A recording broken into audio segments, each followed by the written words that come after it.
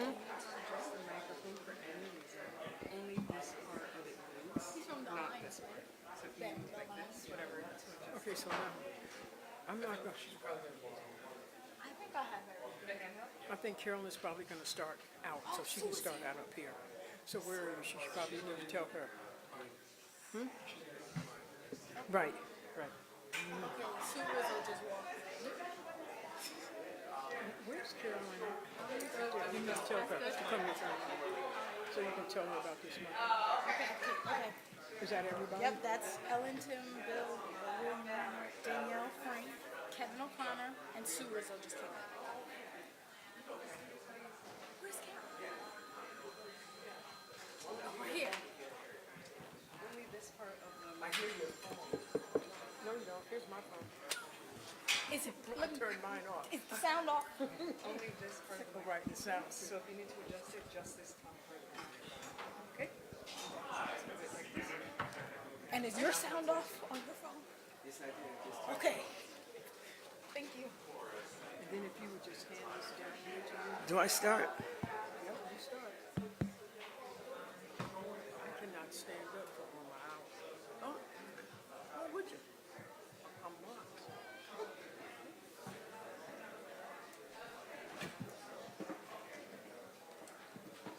You ladies ready? Did Liam ever go get that water? Okay. So I'm going to start with this. And Pardon? No, I'm just gonna turn the page, and then then you will have.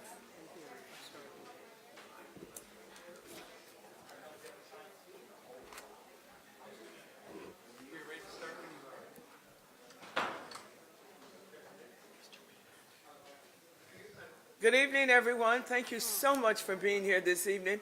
We're going to ask everyone to please take a seat.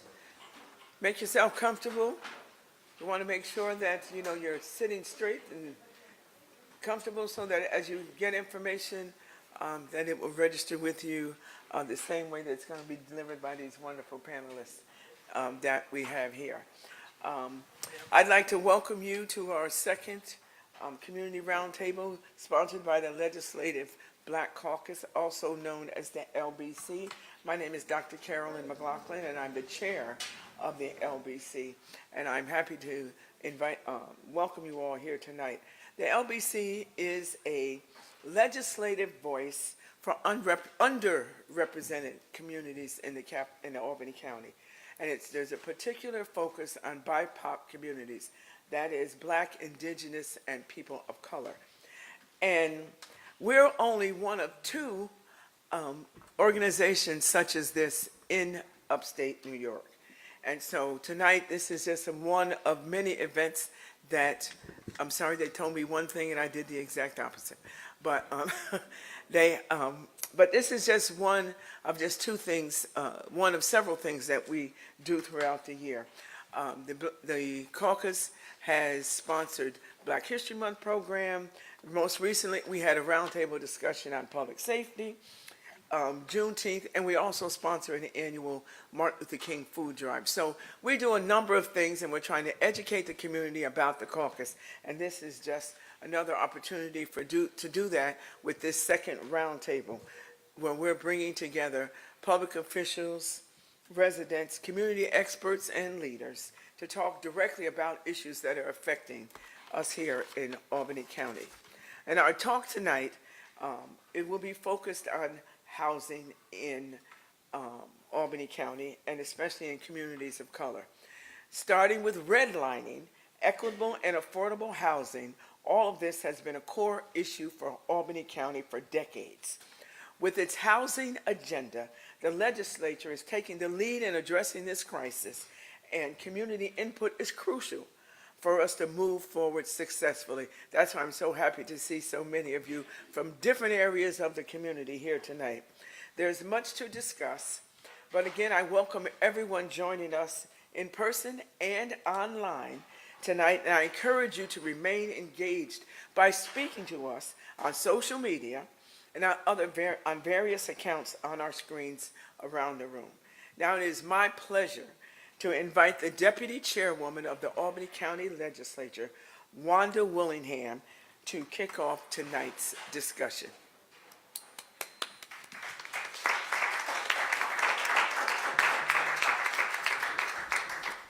Good evening, everyone. And I also want to welcome all of you here and those that are watching us from home to the latest community roundtable that's hosted by the Legislative Black Caucus by Dr. Carolyn McLaughlin, who is the chairperson of the caucus. I'm Wanda Willingham. I'm the Deputy Chair of the Albany County Legislature, and I'm just so happy today to be joined by also so many other legislators and elected leaders, and that includes Ellen Rosano. Could you just, yep, put your hand up. Tim Lane, William Reinhardt, Danielle Gillespie, Frank Camiso, Sue Rizzo, Ray Joyce, Maggie Alix, Bill Ricard, Sue Petto, Lynn Lakakis, Susan Larilliard. Did I miss anyone? Okay, God, I did really well. We also have Kevin O'Connor here, who is the executive director of the Alliance for Albany. But before we get started, I want to recognize and celebrate this moment. Tonight's discussion is just another step in a many years long journey that I and many of my colleagues have been on, addressing a dire issue facing Albany County. Not just housing, but affordable housing that creates sustainable and vibrant communities.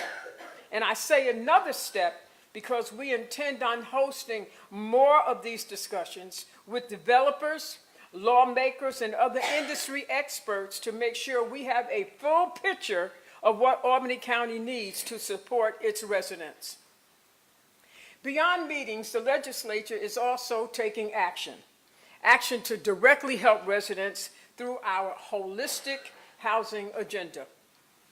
As part of the agenda, we work with the county executive to create tax incentives for residents who improve their property with accessory dwelling units, otherwise known as ADUs. These tax credits support county residents who invest in and improve their property with small apartment-style improvements. This incentive can help keep aging loved ones close or create opportunities for young professionals to have their own space, but it also creates more housing stock all at the same time. As part of the agenda also, we worked with the county executive to create the first-time Home Buyer Navigator program, with the primary purpose of removing the countless common barriers that first-time home buyers face. As part of this program, full-time employees will provide hands-on guidance to first-time home buyers about funding opportunities, the step-by-step process of purchasing a home, or expert advice and insight into the rehabilitation process of blighted properties. Those are just two impactful housing initiatives that are already taking shape.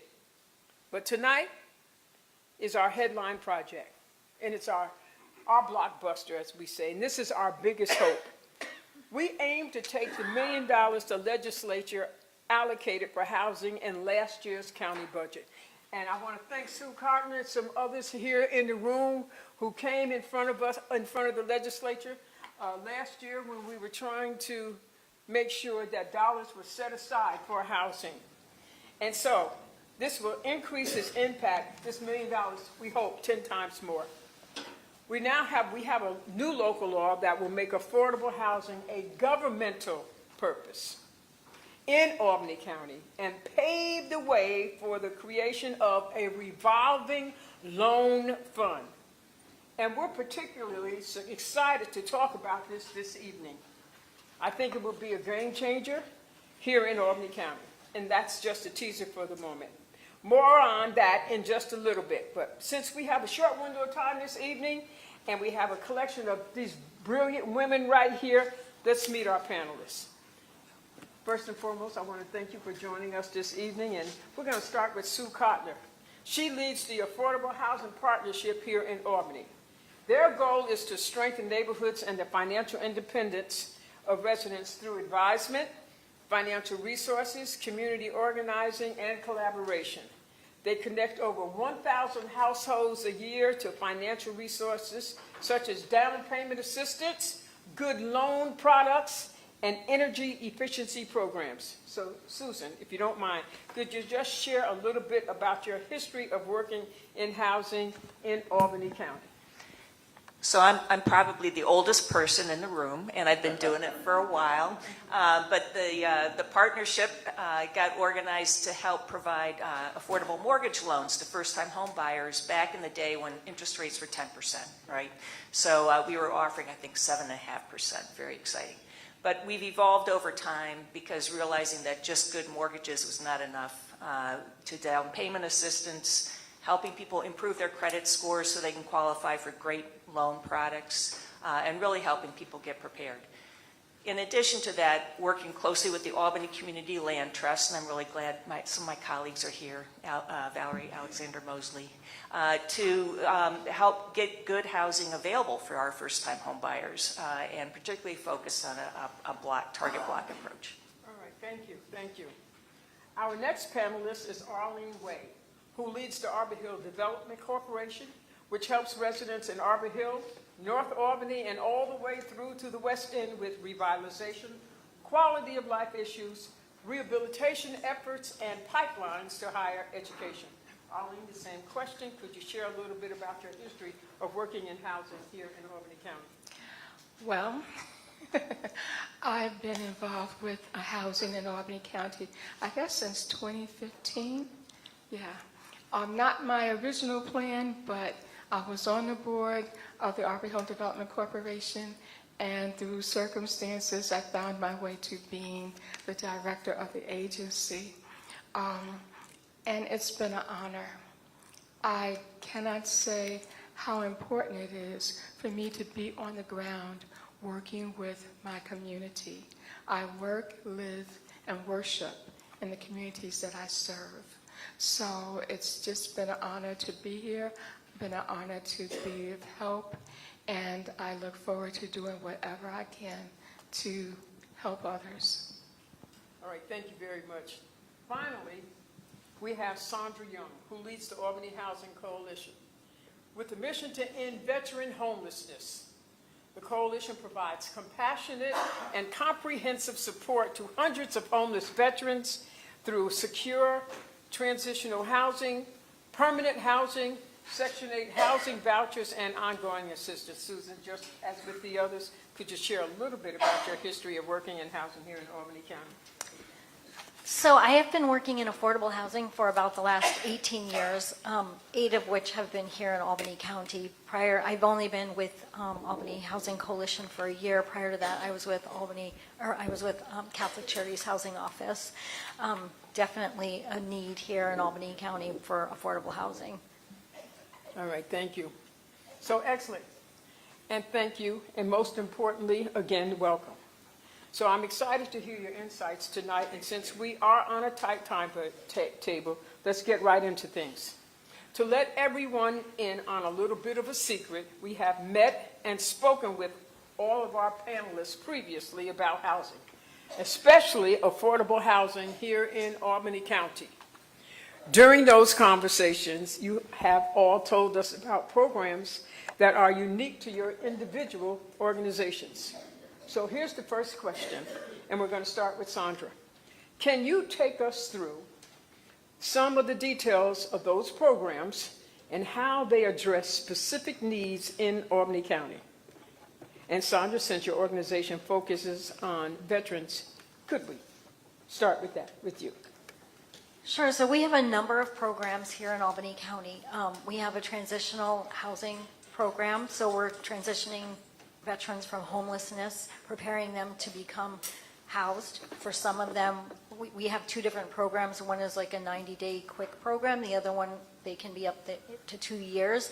Some people it's not a matter of just getting the house. We want them to be prepared to remain housed, so to address mental health, substance use, employment, and other things, barriers that may have prevented them from becoming housed, and we want to help them remain housed. So we have our transitional program. We also have many permanent housing residences as well. Most of our housing does come with case management to help people become successful and remain successfully housed. We have an employment program. Our employment navigator helps the veterans find employment locally, helps them with resume building, anything that he needs to prep them for jobs. He has a network of employers who are happy to employ veterans. He works closely with them, and he does everything from providing transportation to the interviews. We also have a small funds for if someone gets a job and needs some kind of special equipment, like steel-toed shoes or something like that, we can help them, bus passes to get to and from work. We also have a peer navigator who helps people if they have any kind of justice involvement or anything else that they need to connect with family or to make those kind of connections. And then we have a healthcare navigator as well. A lot of our referrals come from the VA, and most of them are VA connected, but not every veteran is VA connected or qualifies for VA services. So we have our healthcare navigator who can help them with healthcare navigation outside of the VA system. Thank you. And so, Harleen, do I need to repeat the question, or you ready to go ahead? I'll go. Okay, so what we do is, well, first let me just share this about my community and the needs that we are serving. We work with low-income, moderate-income households. The majority of the people that we serve tend to be the elderly, okay? But the thing is and what we do is specifically, we offer home repairs.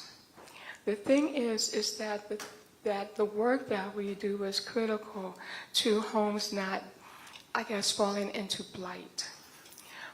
Over almost 50% of the homes in my service area were constructed before 1939. You can walk through the neighborhood and identify several homes that are 100 years old and older. The thing is that because my community at this moment in time are where they are economically, they have to make difficult choices between, what they're going to spend their monies on. And sometimes the choice to make a repair gets set aside because it's more necessary to purchase medication or food. That is the bottom line of the situation that we're dealing with. So we provide grants to help people to secure the necessary assistance that they need.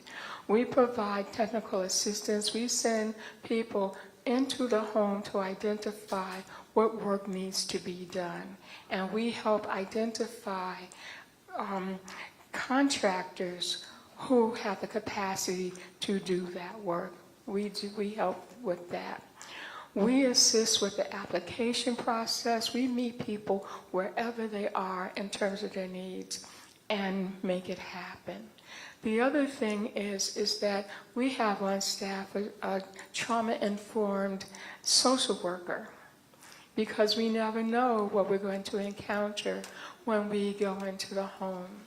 So we have someone who's able to assess if a homeowner or family member may have a medical condition that's not being attended to. We can help to make the connection. We have encountered a couple of instances where homeowners were falling victim to elder abuse.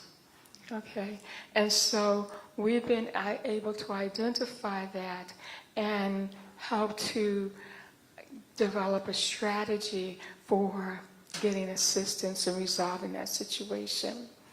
We do Toys for Tots right, every year. And so one day this father shows up. He's living in a shelter. He's just received custody of his children. There had been a horrible situation that had occurred in the family, and they came to us because we gave toys, and they thought we might be able to be helpful. And we've been working with that family, and they are like in a completely different place right now. Still places to travel, they have a journey ahead of them. But I guess this is a sample of some of the things that we've encountered and the way we've assisted our families. Susan? So a couple of the programs that I want to highlight. You all are aware of the racial wealth gap in Albany County. So many black families left behind because of a lack of wealth. Home ownership is still the chief way that Americans gain wealth in this country. So that's really been our purpose, working with a really great team of folks at our office to meet with families again where they are, just as you all have said, and helping them look at how can they get credit scores higher, how can they plan a budget to save more money towards down payment, and get them connected to the many resources that are there. So one of our favorite programs is the Charles Toohey Home Ownership Fund that's available to provide down payment assistance to families of color who buy in urban communities in Albany County. So we're excited to offer that. That's been hugely successful and a great way to connect with families to help them gain wealth. The other thing that we're doing through the Land Trust is accessing resources at the state level, federal level, to help make housing more affordable. First-time buyers are usually a little nervous about buying a fixer-upper, right? It's enough to get into home ownership, let alone try to repair that darn plumbing. So we've been working pretty hard to do that with a very much of a focus block approach. Again, it's a little bit about the building stock, but it's also a lot about the community. When you're living on a block, as Arlene and Sandra are talking about, that has a lot of blight, it's hard to feel like that's really yours. So we want to encourage more investment in neighborhoods and housing, and through the Land Trust, we're doing that work. Once a family has purchased that home, we're working with them to access energy efficiency work. So again, housing affordability extends beyond that mortgage payment into what's that utility bill looking like. And again, that's a huge concern, trying to encourage people to access programs like the ones through New York State weatherization, the weatherization programs, NYSERDA programs, so that they can get their homes insulated, spend less money on utilities. So those are some of the programs we're working on, helping low-income families afford their housing. All right, thank you. I am always so interested in discovering what others are doing out in our community, so I want to thank you for sharing. However, as we all know too well, success does not come without struggle. So I want to hear from you what is still standing in our way. So this is question number 2. And we're going to start with you, Arlene. What are some of the biggest obstacles impeding progress in addressing affordable housing in Albany County? Well, we have to think about creating an environment that everybody and anybody would want to live in, okay? We have to look at we're in a situation where a number of our neighborhoods are deserts. Food deserts, we have banking deserts, we have pharmacy deserts, we have all kinds of deserts. And if you want people to come and live or stay in a community, that is something that we're going to have to address. Everybody wants these things, everybody deserves these things. When we talk about revitalizing downtown Albany and attracting people and looking at what we can do to make people want to be here, we need to give some thought to that. What are some of these things we need to have available to everybody? The other thing that we need to consider is when we talk about affordability, we need to look at what that really means, okay? Because there's some standards that don't work in my neighborhood. And one of the things that I look at is the work that United Way is doing with this program they call Alice. They have a different way of looking at income and identifying what we should be considering. Alice is asset limited, income constrained, employed. A lot of the people who are struggling financially are working, maybe even working multiple jobs, and still do not have the resources that they need to handle regular routine expenses. Not enough money to pay for utility bills, not enough money to buy food or the other necessities that are necessary to ensure stability. Okay? And so if there's anything that can be done to reconsider policy for when we're looking at income eligibility, we need to take a look at that. And I would strongly suggest that we take a look at the work that the United Way is doing along those lines, because definitely adjustments need to be made. The current standard is not working. Thank you. Susan, you're next. I'll speak to the redevelopment of vacant blighting housing, and what the obstacles are there. So the Land Trust is picking up, fortunately for us, donated sometimes properties, and the market values after we finish the rehab are significantly lower than what we needed to invest in that property to make it good quality, affordable housing. So that's sometimes called the appraisal gap, where it might cost you $350,000 to fix that house. That's about what Habitat, it costs them to build new construction, same kind of price to rehab a house as if it's brand new. But then the market value of that property might be $150,000 to $165,000. So again, the struggle is trying to find that gap funding so that we can do more rehabs. And I think that's one of the things that the Land Trust has really worked hard to do, is to continue to build, focus on reinvesting in the existing neighborhoods and housing, our built housing stock, and addressing things like lead paint and asbestos and mold and all that other good stuff. So again, just it costs a lot of money.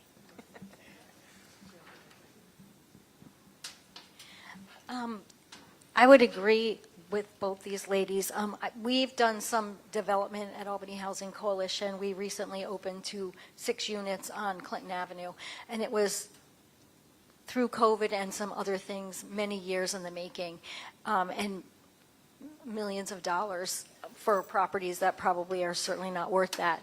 I mean, it's worth it because we have 6 units of housing for veterans, but it takes a lot to develop a property, especially if you're a smaller not-for-profit, coming up with all the funding that you need in order to do it, going through the not in my backyard things and all of the city approvals and all of that kind of thing. So it's a long road to develop housing. It takes way too long. And also, to Arlene's point, we can't just be looking at housing. We need to be developing the community. So having the resources that the people who live in the community need, like banks, stores, access to health care and other things, those are important. People need those things in their community.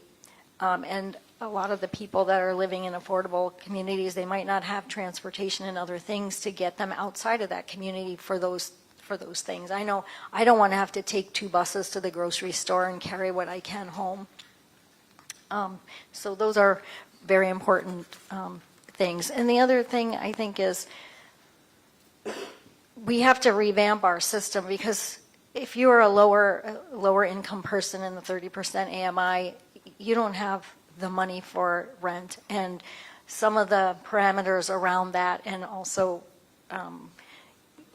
what the FMR is and what assistance you can get sometimes through DSS and other things, it's not enough. We need more rental assistance programs to help people, more housing vouchers. All right, thank you. So I just want to remind everyone tonight about this revolving loan fund. And we realize that, like I said earlier, that this is a lot to unpack. And so we want you to know our goal is to provide, again, financial support through different types of loans. And also, we aim to address the funding gaps in projects that aren't served by, by traditional lending. So we have another question here, question 3. And we're going to start with you, Susan, this time.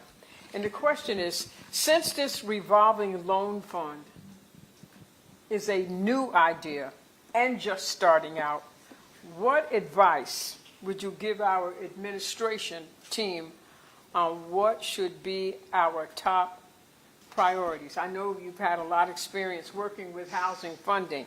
And so as we start with you, I just want you to remind you, should we focus on projects that rehabilitate blighted projects, new construction, or what do you think?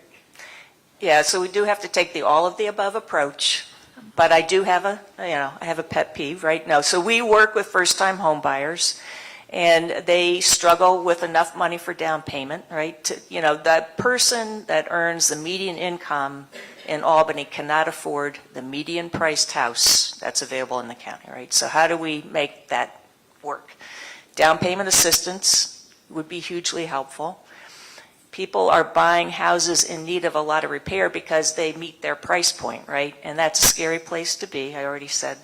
So again, money for repairs after they buy, and I think that's what Arlene's been talking a lot about in terms of the home repair programs that are available. But if families knew that there was help for once they purchase that property to fix that roof, and an affordable loan amount from the county, that would be hugely helpful to them. They would feel a lot more confident in taking on that project. And again, with perhaps some guidance, and picking out a good contractor and all that good stuff, that they could successfully buy a house in need of repair. So those would be the couple of ideas, I think, from the perspective of the first-time home buyers that we're working with. Okay, Arlene? Well, I'm with Sue with that all of the above kind of thing, because we have such a tremendous need in our community. But I kind of lean towards dealing with the red X's, because they are a danger. Not only are they blight on the neighborhood, but we did a study with Albany a couple of years ago about where crime occurs. And it tends to happen around places like that. They are, those buildings are also a home for people who want to come in out of the cold and sometimes do grilling and cause fires to happen. So things happen that's not only a danger to that particular property, but have an impact on the rest of the neighborhood. One fire can take out 5 houses, can take out a whole block. My strong suggestion would be anything that we could do that could encourage the rehabilitation of those properties and make those available for home ownership. That would be a definite win-win, because we would be restoring health to that neighborhood, to that community. I think that would be a way to go. And I would also strongly suggest a block-by-block approach, so that, we're not hopscotching all over the place, but we know that eventually one whole block is going to be healthy and whole, and we can just keep going. Set a standard, a new standard for living and being in communities. And when people drive through, they can see something that is pretty, okay, that is healthy and wholesome, where people will want to stay and people want to buy. That would be my vote. Sandra? I agree it has to be a multi-tiered approach, and I think you're right. There are a lot of buildings with X's on them in the neighborhoods that we're in, and it would be wonderful to see something positive happen. And it's for new homeowners, but also they could be income properties as well. Many of those are multi-unit, and they could be owner-occupied, and they could have income from that as well. So I think focusing on that is a great thing. And also repairs for homeowners, because a lot of people, if they're new homeowners, they don't have the money to make the repairs, and a lot of people may not have had home ownership in their, even in their family, so there's a lack of knowledge on what it is to be a homeowner and what responsibilities you have as a homeowner and what things could go wrong. Okay, thank you very much. I see that we have quite a bit of time left, and so what I would like to do is this. I want to give the audience an opportunity, if you like, to ask questions. So I'm going to take this mic right here. Bria?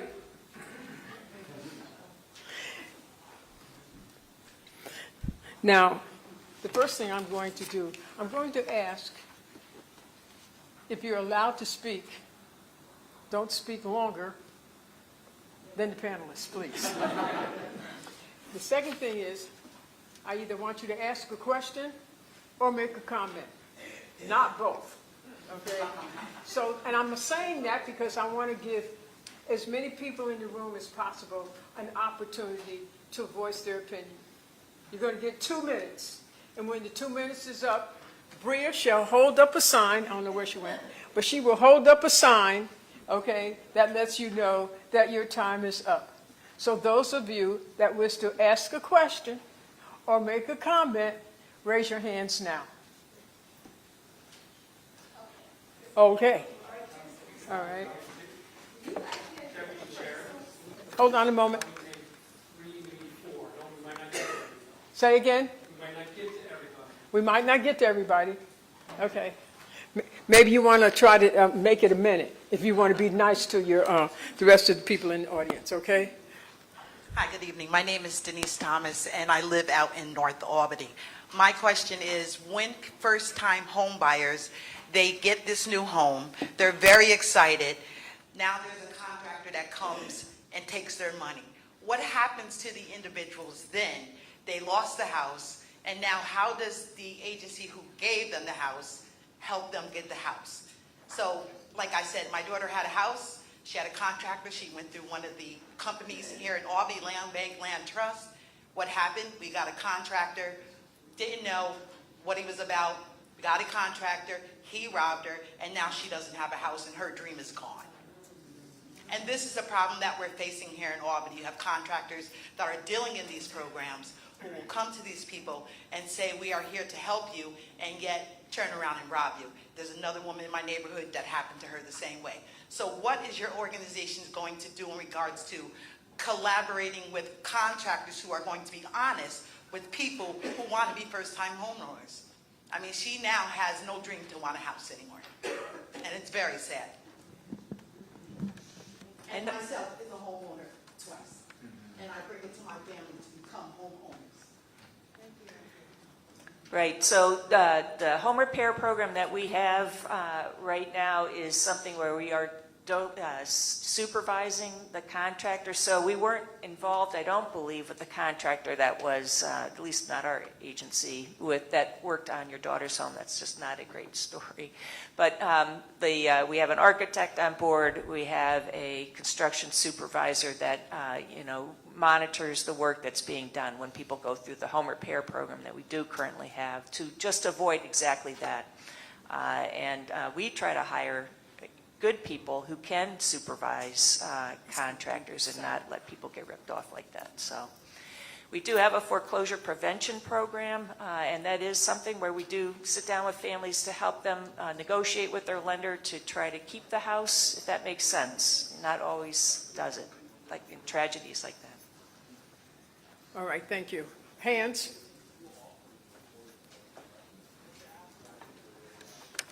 Hi, I was very concerned that the federal government has taken money away from United Tenants, which was such a great resource for rental assistance. Are there going to be other avenues through the county that can help these agencies that really provide grassroots assistance? Right now, we're not looking into that. Excuse me. Right now, No, the answer is no. However, as time moves on, okay, and as this money hopefully appears and evolves, there may be a way in which we can get some money for particular agencies. That's going to take some thought and time to consider things like that. So we don't just make up our minds just at the drop of a hat. We have to figure out, number one, where their money is coming from, and at what pool and what committee and source of funding that we have that we could provide dollars for something like that. All right. Who has the mic? This way. This time over here. Hands over here. Right there on the end.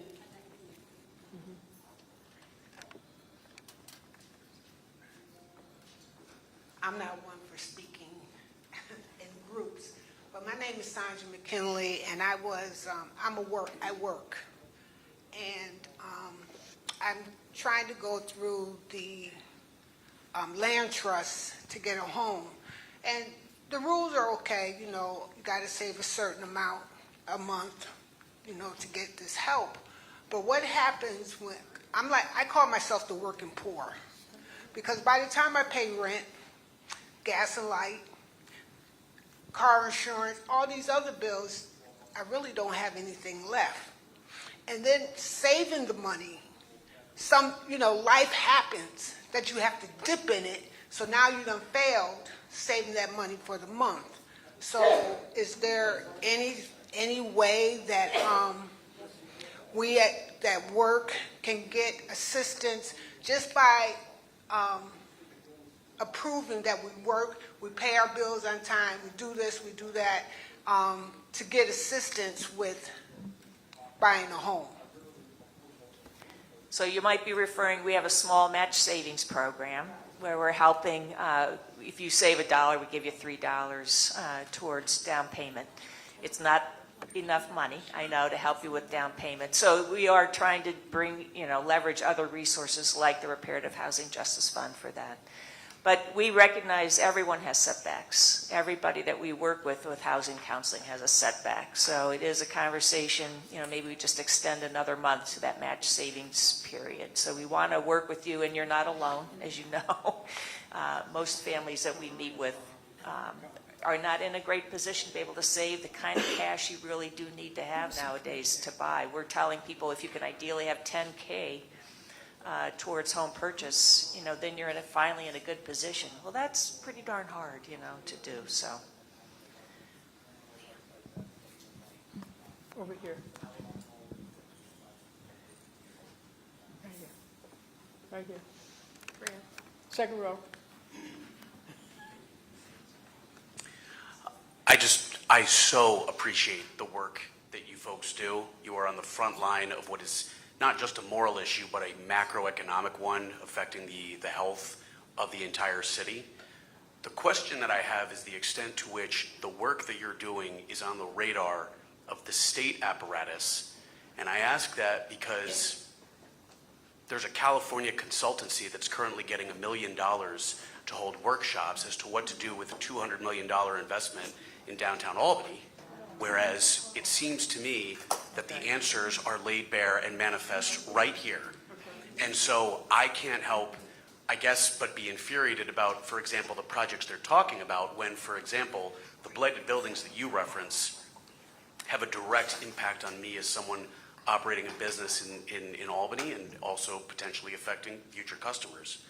Is there a way that what you are doing can be positioned as eligible for the funding that I'm unfortunately watching be wasted as the state applies these funds? Okay, so right now, we're not going to get into that. All right. One, the county is not going to, we don't have a say-so right now as far as that is concerned. Okay? And so until that all gets filtered out and we understand the different, there's committees and so forth and so on, and how that money is going to be spent. I'm not on one of those committees right now, okay? And so I'm not comfortable in anybody up here answering that question, or anybody else in the room in answering that question. Okay, so we're not going to do that right now, okay? Wait, sit down. Okay, so what we do have, this is what I will allow, okay? Since the Legislative Black Caucus was a part of hosting, as far as this is concerned, I'll let our chairperson, Dr. McLaughlin, come and, No, this is what we can say about that. There's a survey that's online right now that you can go and fill out that gives your ideas about the money. If you're not able to attend the event that took place a couple weeks ago, you can go online and fill out this survey. And it's CAP is got okay. org, I think, is the website where you can go, CAP. So go there and you can fill out the survey and put in your ideas about $250. Please take the time to do that. Whatever your idea may be, please share. Okay. Okay, thank you. Thank you. So now, Ms. Lewin? I don't think I need the mic. My question is a simple one. The X's that you talk about, I want to know what percentage of those are absentee landlords, and what is the redress to that? Because we can start there. Big percentage. Anybody want to respond? I can't say, but I will say this. A lot of people walk away from homes because they can't handle it. Okay? And so that's why the work that we do with the repairs and rehab is so important, because when it gets out of hand, people leave. It becomes dangerous to stay there, and they don't have the money to fix it, and so they go. They leave.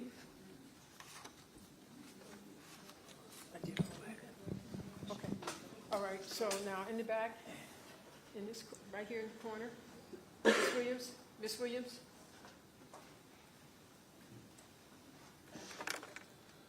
I just had a question about what the lady spoke about with United Tenants. Like, what happens to those people who need that assistance and they can't get it, that may end up homeless because DSS is not helping them and they can't afford back rent? So what happens to those? The people who have kids, they end up on the street. We got a lot of homeless people now on the street. So I just wanted to ask, like, is there anything that can happen for them? Because I have a young lady here that would like to hear that, your answers. Okay, so if you want to respond, then I'll respond to that also. So besides United Tenants, there are several other agencies that provide emergency assistance in eviction prevention. Sometimes a legal aid society can provide that. Catholic Charities also has some funds. We have some, but for veterans, you have to be a veteran. So there are some local, other than United Tenants, but everyone unfortunately is experiencing cuts, including and not getting what they need, including DSS. So we're all in this together. We all try to help people as much as we can, and we're, fighting for every penny that we can get from the government. All right, so let me just say this so that we do understand. First of all, this is just a first in a series of roundtables that we're going to hold on this. One of the things that we do realize is this, that there are many different aspects to housing, okay? They talked about quite a few of them, okay? We do realize that we have the unhoused, okay? We also haven't talked about seniors and what happens with them, and also renters, okay? We talked a lot about homeowners and the first-time home buyers and so forth. But there's many other aspects to this affordable housing. We still will have to deal with developers, nonprofits, for-profits, and the way in which we are going to spend this money. So tonight was just a first. And I want to say this. I am so glad to see so many people actually came out tonight. I'm very happy with the different questions and the comments that you are raising, because this is not going to be a very easy process, and we understand that. It took me years to get to this point where we are right now, and to actually start from $250,000 to go up to $1 million. And again, that's thanks to you all coming out and speaking at different forums that we have had, coming to public hearings and talking about the needs of the actual residents of Albany County. So what I want to say, and I want you to remember, is this. This is not the final roundtable. We are going to have more forums. And yes, we have not talked about the unhoused to the extent that we need to, because we only allotted an hour tonight for this. So those people that had us, which does represent, that we also have public housing and how that affects and how we collaborate with those different entities too and those organizations. There is much, much more to how we are going to combat this housing crisis. So when I ask for your questions, right now, if there's one thing that I would ask you to do, because we're moving towards the end of this, I would like for just 30 seconds, if there's something that you feel that has not been talked about, I don't want a whole dissertation on what you think we should do. I want you to just say, get 30 seconds, because I want to make sure, because I only got 9 minutes left. And that doesn't mean that 9 people get a chance to speak, okay? So I just want to hear right now, what do you think has not been addressed, should be addressed? Did you hear what I said? Okay? I said I got 9 minutes, and that doesn't mean that you each get a minute to speak. So everybody put your hand up. Straight back in the green. My name is Jackie Powell, and I live in... Yes, my name is Jackie Powell, and I live in North Albany on Albany Street. My family is one of the oldest family on our block. My aunt is 80-something years old, and she's a senior citizen. And Albany County knocked out some houses and it shifted her house, and now they're giving her a hard time. She's a proud woman, but she's been displaced for over a year. She's been fighting with the city, and it's stressful, not just to her, but to us, because she's the oldest living relative that we have, and we feel she shouldn't be going through that. So how can your panel help my auntie? Okay. All right. Again, we're talking about a displaced resident, and I know who you're talking about, too. I know her very well, and I know where she is right now. Okay, next. Yes?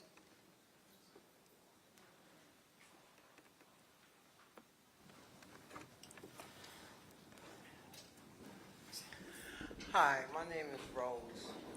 I was listening to the lady and talking about the Catholic charities. They don't have no funding. I had a stroke and I've been out of work and I'm disabled. I worked 2 jobs before I had a stroke, and that nobody been able to help me. Now I'm about to become homeless, and I got 2 kids and a grandbaby. I tried Catholic charities, I did all that, and ain't nobody's willing to help me. The only reason why I still got a roof over my head is because my landlord been lenient with me, because he understands that I had the stroke. What do you do for people that worked half of all their life, and now a situation come and you go to try to get assistance and there's just nothing for them? All right. You'll talk to whoever can answer that, or answer it after we're over. All right, is there enough? So this is what we're going to do now. We're going to wrap this up with our panelists, and we're going to give you each a minute, to give a closing statement. And then afterwards, you see that these people are here. If you have questions that you want to put to them, you have every opportunity to speak with them afterwards. And I would just like to say thank you all for participating, with the understanding this is only the first. okay, in the community roundtable. And I've written down, and so have our other staff people written down a lot of things that have been talked about tonight so that we can add to the next roundtable, and we will have different speakers covering different topics too. All right, so Susan, 1 minute. Just thank you for being here tonight. I think that's really, it's just such a shame what's going on in Washington and the lack of resources that are coming in to our communities and the impact it's having in serving real people. So I think, again, there is some work that we can do collectively to argue for that kind of funding. So that, I guess that would be my last call to action piece, is that we really do need to have a united voice and speak out against the cuts that are harming everyone. We're smart people. We've been in worse places. Okay, there have been times that have been worse than these. To the lady in the back who just raised that issue, please see me afterwards. But I think we should keep the conversation going. I think we should continue to talk to our legislators to see what we might be able to develop. But we've been in worse times, and so I won't give up on us. Let's keep talking, let's keep working, let's stay positive. And I just say again, thank you for coming. It's great to see so many people. This is the community, your community. We're all invested in this community, and it takes all of us working together with our legislators to get the things done that we need done in this community. And I'm sure that we can do it. We just have to stick together. Thank you so much. I'm going to ask Dr. McLaughlin to come up, and she'll give us a closing statement. But also, what I would like for you to do, I want our staff to hold your hands up. So any of you that have questions or thoughts, can you please stand up? Bria, they can't see you sitting down behind the pole. Okay. Where's Liam at? This is our staff. This is our chief of staff right here, Caitlin O'Brien. You have questions or you have comments, you can speak with any of them. They will take down your information. All right, Carolyn?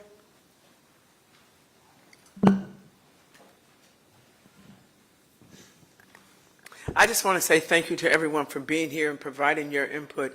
Just know that anything that you said tonight has been recorded and will be utilized in the next steps that we take.